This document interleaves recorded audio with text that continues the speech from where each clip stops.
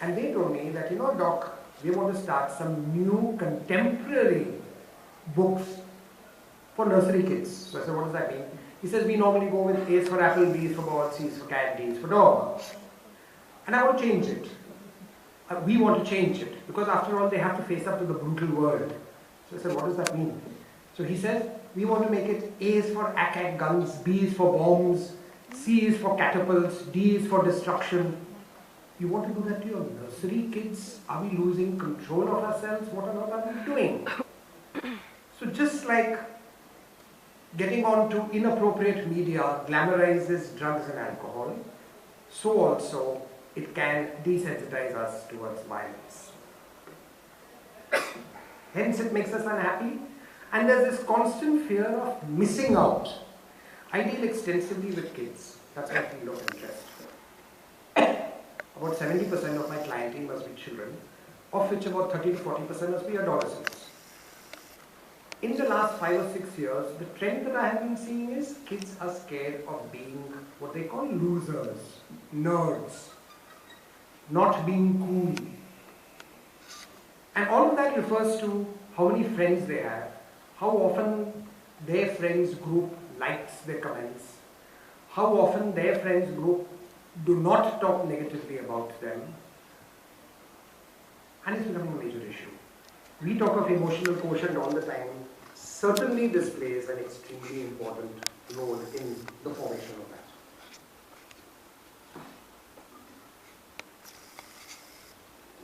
There's this whole thing of multitasking. Because there's so much information happening so fast, it causes our brains to quickly switch from one task to another. Does that help? Not really. It seems to actually, at times, increase the possibility of the condition of autism. It seems to actually, at times, increase the possibility of attention deficit disorders, unless you're using specific apps which have been created to reduce these disorders. So, medical science in the UK, for example, in dyslexia, where you have a problem with learning, whether it's reading words or spellings and things like that, they actually have apps which seem to reduce it. Social anxiety, they have apps where you practice things, you're working one-to-one on that, on the screen, it seems to reduce social anxiety. But none of our kids are actually doing that on a regular basis. We're doing it for other things, and it seems to cause problems with attention. The positivity, it seems to increase, revive, and preserve relationships. I mean, I'm sure people of my age would realize how wonderful it is again to be in touch with the students that you were friends with when you were in school or when you were in college, and you get onto a group, and it's lovely to be able to preserve relationships like that. So nobody in the least is suggesting it's all bad, but we are certainly saying you have to be circumspect in what you do. And it's now taken up every sphere of our society. Facebook status has become an extremely important issue. And there's this whole thing, does it actually cause a dumbing down of our senses? Does using a calculator all the time reduce our innate mathematical ability? Might be. Does using spell check make us lazy in learning how to spell? That's a possibility.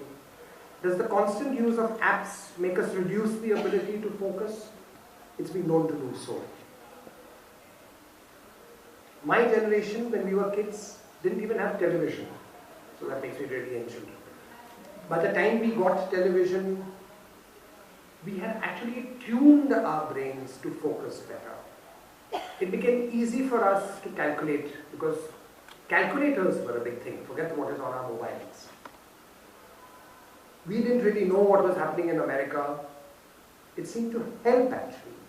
The surprising thing is, I'm still even on the governing board of a school, and I work with schools very, very closely. In every school in the last 2 or 3 years, when I've been chatting with the 10th standard kids, every class will have 1 or 2 kids whose parents have refused television in their houses. And it sounds terrible, but these kids stop their class. So maybe there's a connection somewhere. I mean, it's too easy for us to make a connection like that. We can't do RCTs and things. But the bottom line is, it's something that we need to think about. Time will tell, results don't seem too positive. So over here we're looking looking at this dog, looking at his GPS. I mean, why should dogs be left out? Special issue, which I think is becoming a very, very major issue, and that's cyberbullying. You're laughed at, that shirt, why do you dress like that, you have no friends, the guy saying leave me alone, you're so weird. And there are types of cyberbullying. What we call direct messages, which are sent to our kids directly, and something by proxy, where you use others to help cyberbully the victim, either with or without the accomplice's knowledge. When being bullied, 65.8% of teenagers responded to the bullying, but 15.4 actually avoided school, 4.5 had been in a physical fight with the bully, and the frightening thing is parents remain oblivious. Now we have this whole thing of the law against physical bullying that happens in our colleges. It's out since the past 7 or 8 years. It might have reduced the incidence of bullying to some extent, but as every year we see in the newspapers, it's still very much there. There is really no such law in colleges or schools related to cyberbullying, which means something that's as insidious as this, something that can happen every day, every minute, versus actual physical bullying, which doesn't normally happen continuously, is becoming a very major issue. And there's not very much that we're doing about it. So what should we do? I sometimes take cyberbullying classes in 9th and 10th in schools, and because of my practice, it's impossible for me to do it as regularly as I'd like. But what we always say is, stop the guy in the beginning.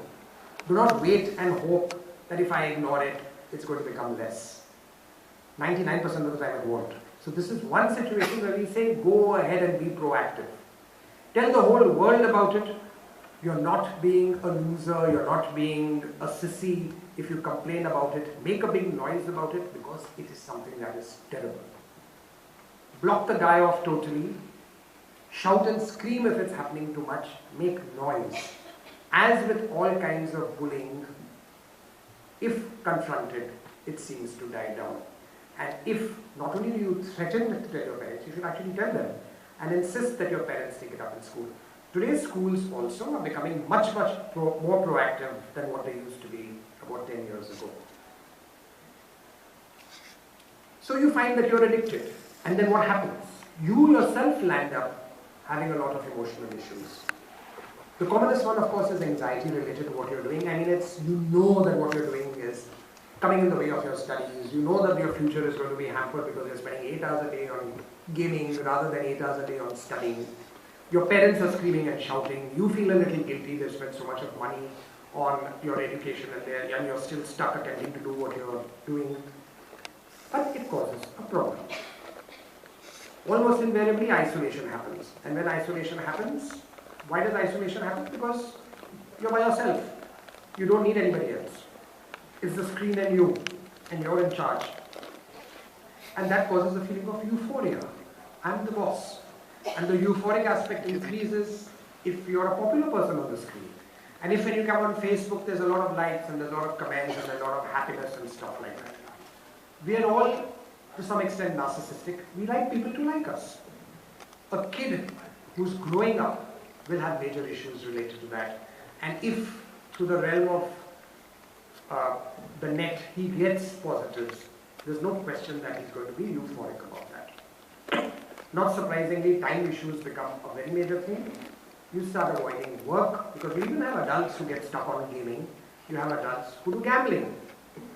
Probably the worst case that I can think of is a guy who, in his excitement, was doing stocks, which he had no idea about. I mean, he was lucky a few times, and then he lost an enormous amount of money, and the only way that he could cope, he sold his flat at Pedder Road and he had to shift to Meera Road, because that was the only way he could cope with the money issues. Over a period of time, agitation normally occurs. There are physical symptoms related to addiction as well. There's backache, there's headache, not surprisingly if you're stuck in front of the screen.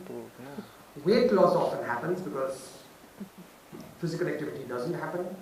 Sleep issues become a major issue. A very common thing that we see with kids and adults who are constantly in front of the screen is the carpal tunnel syndrome, where there is a problem with the manipulation of the digits, and vision issues.